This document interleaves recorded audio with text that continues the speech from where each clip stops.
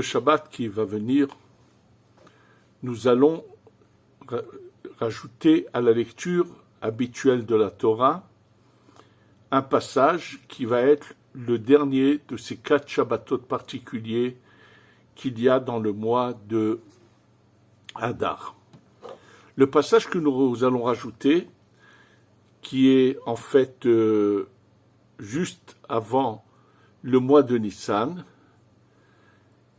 en réalité, ce passage est surtout mentionné parce qu'il y a en lui toutes les lois qui concernent l'agneau pascal. Et étant donné qu'au mois de Nissan, nous avons la fête de Pessah où il faut donc emmener un agneau pascal et le consommer, mais on va surtout se pencher sur le début de ce texte et essayer de le comprendre parce qu'il y a beaucoup de choses qui se paraissent bizarres dans ce texte.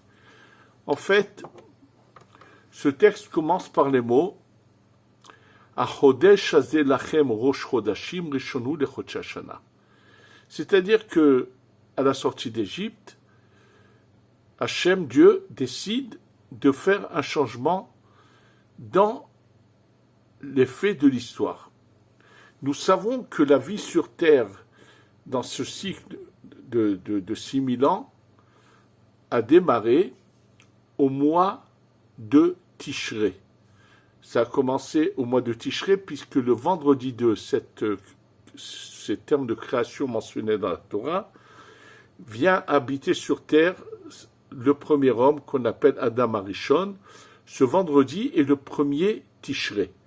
Donc par rapport à lui, nous sommes, le départ de cette histoire de ce cycle commence comme cela.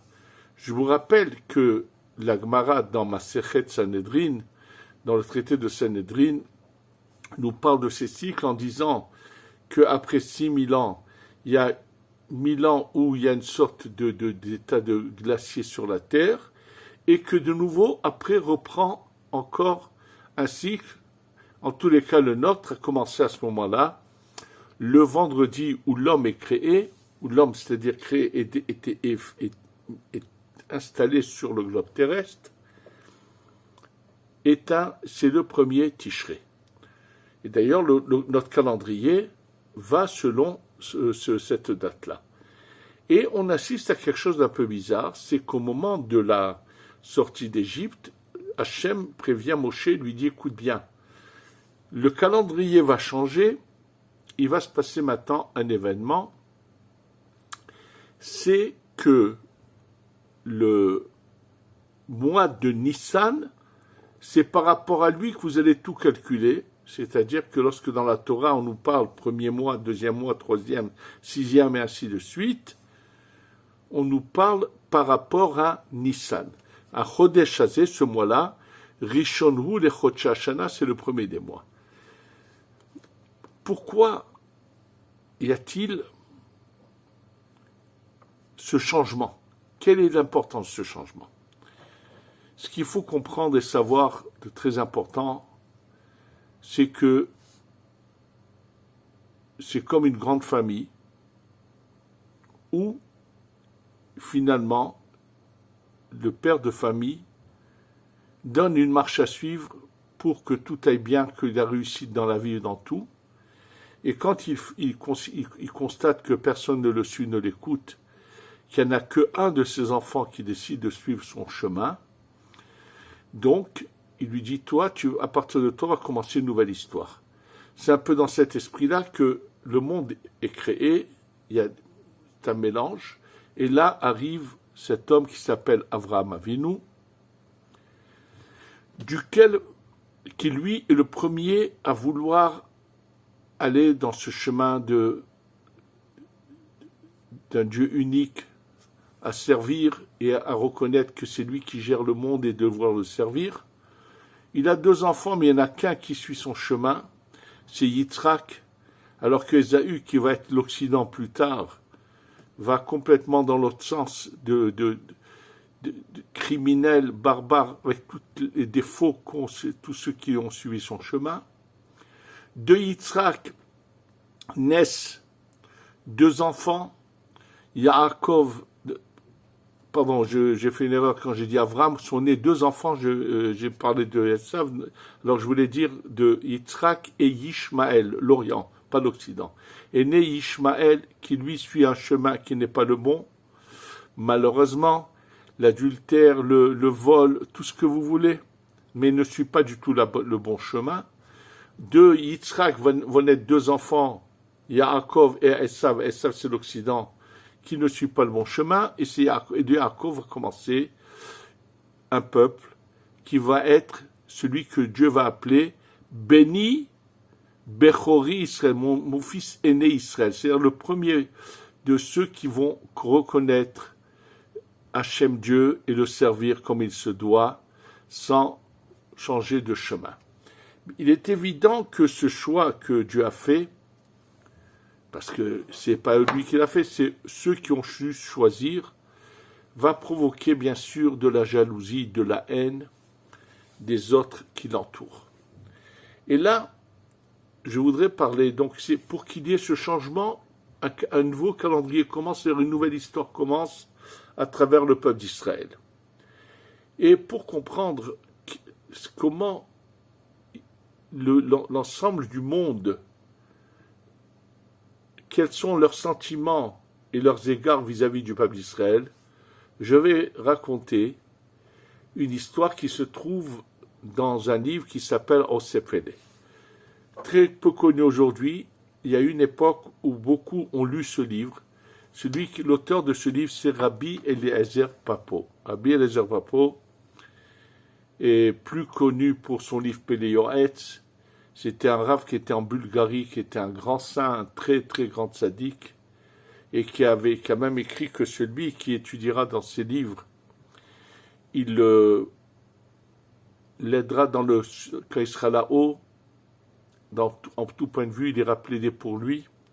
Il a écrit encore d'autres livres, bien sûr, mais en tous les cas, le Pele Yoetz qui est connu, ça c'est un livre qui est assez étudié, alors que Osefele, qui est un livre où il raconte des histoires, mais pour donner des leçons de morale extraordinaires, est bien moins connu du public. Et là, je voudrais parler d'une histoire qu'il a appelée « Un ami et demi ». Je vais la raconter pour qu'il y ait beaucoup de gens comprennent dans quelle situation nous sommes aujourd'hui, et qu'ils ouvrent les yeux et qu'ils arrêtent de se leurrer et de croire à beaucoup de mensonges diffusés dans le monde et qui oublient vite que ce que nous avons subi pendant la période de la Shoah, de cette catastrophe où malheureusement Hitler avec ses alliés ont décimé une si grande partie du peuple juif. Alors, de quoi s'agit-il dans cette histoire? Et il parle d'une histoire qui s'était passée apparemment dans cette région du monde où lui vivait, d'un père qui voyait qui était très riche, et qui voyait que son fils avait un grand nombre de ce qu'il appelait des amis. Oui, des gens des jeunes, comme il disait à son père, voilà, tous ceux-là sont mes amis. Il en avait un grand nombre. Et le père, pour lui faire ouvrir les yeux, lui a dit, mon fils, moi, en une vie entière, j'ai réussi à avoir un ami et demi. Et toi, tu en as tant? Tu veux que je te prouve que ce ne sont pas tes amis, mais c'est juste par intérêt qu'ils te côtoient, mais ils seront jamais présents au moment de tes malheurs? Écoute bien ce que tu vas faire. On va prendre un mouton qu'on va égorger, et après on va couper la tête du mouton. Je vais la mettre dans un couffin, dans un panier, avec du sang, donc on voit du sang. Et on va un peu couvrir la tête du mouton pour pas qu'on voit que c'est une tête de mouton. Et va chez tous tes amis et dis-leur, je viens de tuer quelqu'un, voilà, sa tête elle est dans le panier, tu peux m'héberger, tu peux m'aider. Et tu verras leur réaction. Et il fait ce test et il se rend compte que personne de tous ceux qu'il croyait qu'il aimait tant viendrait à son secours. Une fois qu'il voit ça, il lui dit, maintenant je vais te dire ce que ça veut dire que un ami et demi. Écoute bien, prends ce panier, tu vas aller chez telle personne, et tu vas te présenter en disant que tu es mon fils, et tu vas lui dire que voilà, tu as eu une histoire sans le vouloir, tu as tué quelqu'un, et voilà la tête, est-ce qu'il peut t'aider, te protéger, te garder, te cacher? Il va voir sa réaction. Le fils fait ce que le père lui dit, et il est accueilli quand la personne entend qu'il est le fils de telle personne, il lui dit tu es le fils de tel, viens. Moi j'ai où te mettre, et il lui dit viens, j'ai une idée, je vais t'aider. Il est en train de penser comment l'aider à sortir de ce malheur. À la fin il dit non merci, c'était mon père m'a envoyé pour m'enseigner une leçon, et maintenant je vois que tu es vraiment son ami intime, que c'est ça l'amitié totale, et ainsi de suite.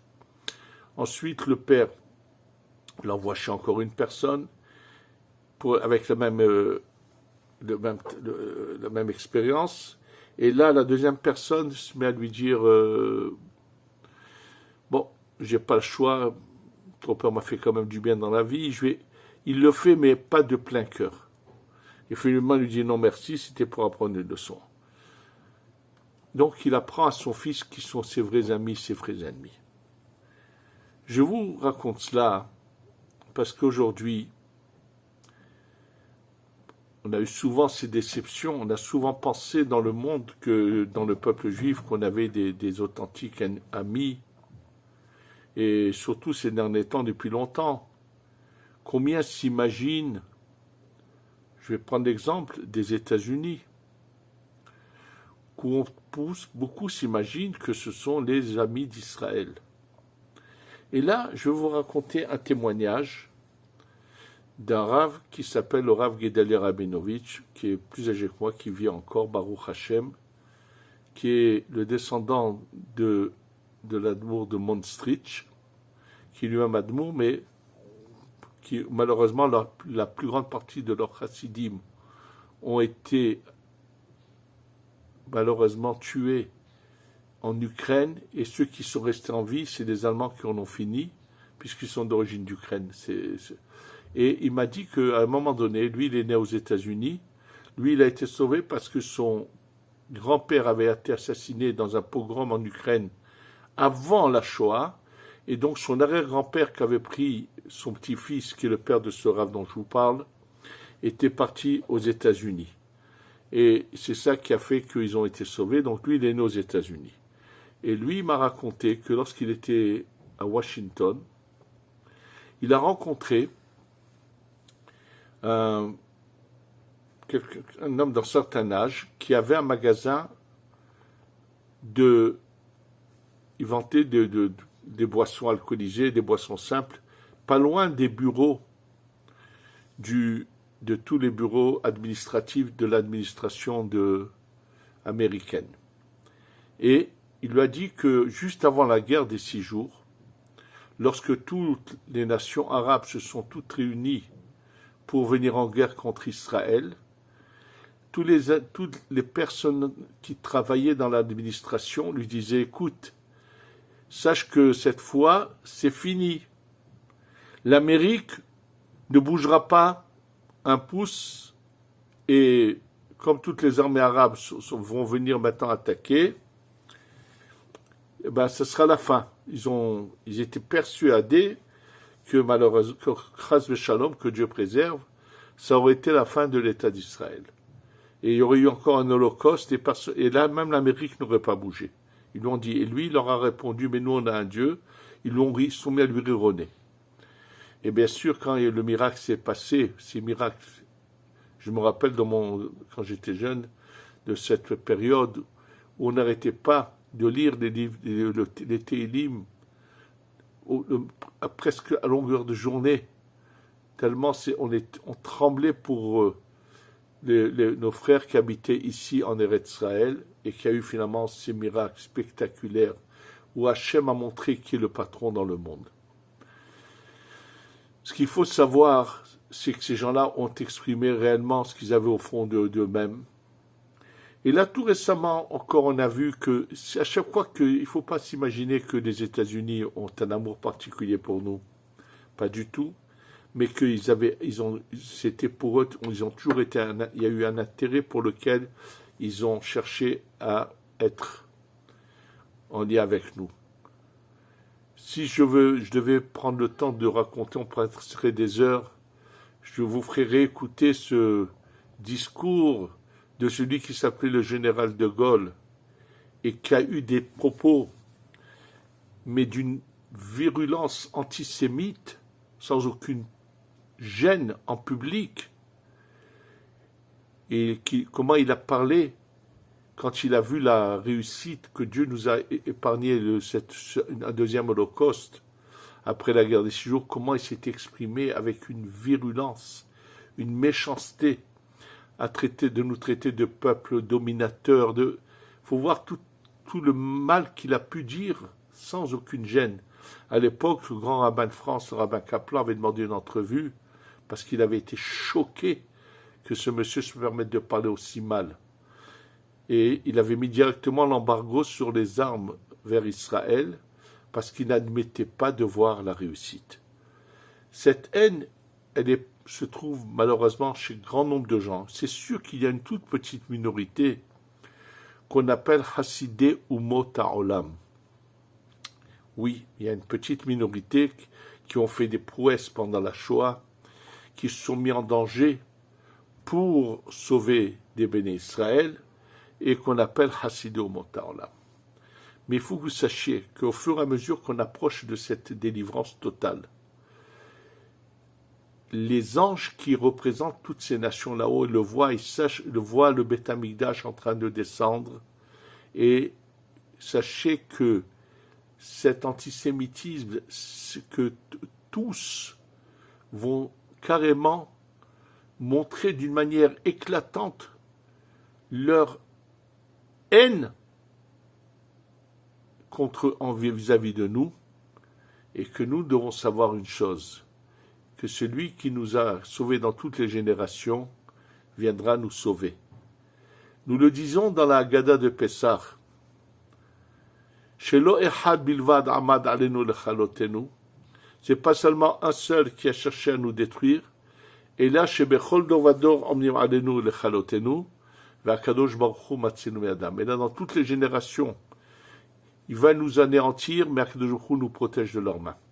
Et sachez que nous sommes devant ce moment crucial où ce qui est mentionné, que tous les peuples s'unissent contre nous, mais Akadosh baruch hu va nous sauver. Avec quel culot ils essaient de nous faire passer pour des assassins, alors que les barbares de ces Palestiniens qui sont malheureusement, ce sont des bâtards d'un mélange de l'Occident et de l'Orient lorsque sont passés en Israël quand étaient venus de France et de toute l'Europe, étaient venus ces chrétiens qui avaient voulu occuper Israël et qui finalement ont été repoussés, mais ils ont laissé leur empreinte ici. Et donc c'est un peuple de bâtards qui sont des barbares, et tout d'un coup on est en train d'inverser les rôles et de vouloir nous dire que ce sommes nous qui sommes en train de faire du mal à ces pauvres Gazaouis. Regardez l'hypocrisie du monde. Il s'est passé un attentat en Russie, et lorsqu'on a présenté au public des personnes qui sont présumés être les auteurs de ces attentats, tout le monde a vu qu'ils étaient mutilés. Personne n'a ouvert la bouche. Je suis presque certain que ce ne sont pas eux les auteurs de l'attentat. Mais comme M. Poutine ne pouvait pas admettre un tel affront, il a donné l'ordre d'arrêter 4 malheureux et de les torturer jusqu'à qu'ils fassent des aveux, qu'ils plaident coupables. Mais personne n'a ouvert la bouche devant cette mutilation.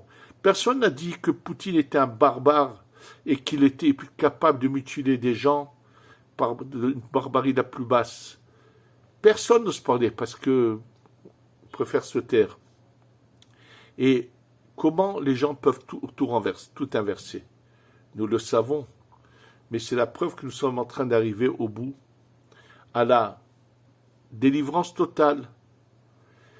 Et là, pour que lorsque le Mashiach va venir, comme la Gemara le raconte, au début du traité de Avodah Zarah, la Gemara prévoit déjà ce qui va se passer, que lorsque le Mashiach va se dévoiler et que la vérité va éclater, que nous sommes celui que Hachem a appelé Béni Bechori Israël, mon fils aîné, le peuple d'Israël, qui sont ceux qui ont compris qu'il fallait servir Hachem, qu'on était les enfants d'Hachem. Et là, tout d'un coup, tous les peuples vont vouloir venir dire, mais nous, on les a aimés, on les a aidés, on leur a fait. Et là, tous les arguments qui vont vouloir sortir ont déjà été prévus. Mais on pourra leur prouver, vous êtes d'ignobles menteurs. Regardez combien de mal, combien de haine vous avez développé vis-à-vis du peuple d'Israël. Et c'est pour ça qu'aujourd'hui, tous ces journalistes, tous ces articles, tout ce qui peut être dit dans le monde entier, où on est en train d'inverser les rôles, alors que tout le monde, et c'est pertinemment ce qu'ont fait ces bâtards de Palestiniens, comment ils ont violé les femmes, comment ils ont assassiné d'une manière la plus ignoble, la plus horrible, des enfants, tout le mal qu'ils ont pu faire, qui auraient pu imaginer qu'après la Shoah, de telles choses se passent. Et le monde entier est complice et inverse les rôles. Sachez que c'est par jalousie et par haine qu'ils ont pour nous.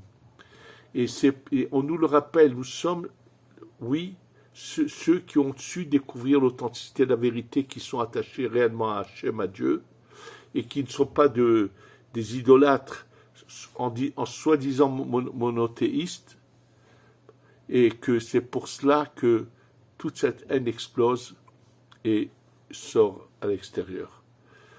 Mais ça doit nous renforcer dans notre émouna, que nous sommes très proches de la Géoula. Et là, le Mashiach va se dévoiler et combattre tous ceux qui dans le monde voudront s'attaquer à nous, et on va pouvoir enfin avoir le Beth Amikdash, avoir l'agneau pascal cette année, Be'ezrat Hashem, et passer à l'étape d'après, Be'ezrat Hashem, qui récompenseront tous ceux qui auront su suivre le chemin de l'authenticité, de la vérité, pour pouvoir aller à l'étape d'après. Et ceux qui n'auront pas réussi, apparemment, après les 1000 ans glaciers sur Terre, ils devront aller faire encore un tour redoubler de classe et repartir dans le cycle prochain, mais ça ne nous concerne pas, ça ne nous intéresse pas. Nous allons de nouveau repartir à l'endroit où était le premier homme avant la faute, donc spirituel, se rapprocher d'Hachem, une vie différente, mais qui continuera avec beaucoup plus un niveau beaucoup plus supérieur, avec bien sûr aussi, même à ce niveau-là, il y aura aussi ce qu'on appelle le choix entre deux voies toujours, mais chacun pourra toujours continuer et progresser. Face à Hachem, qu'on sache se préparer à cette délivrance totale qui doit venir bientôt, et qu'on ait la Gula Shlema Shtavo, Bimera Be'amenu, Amen ve Amen.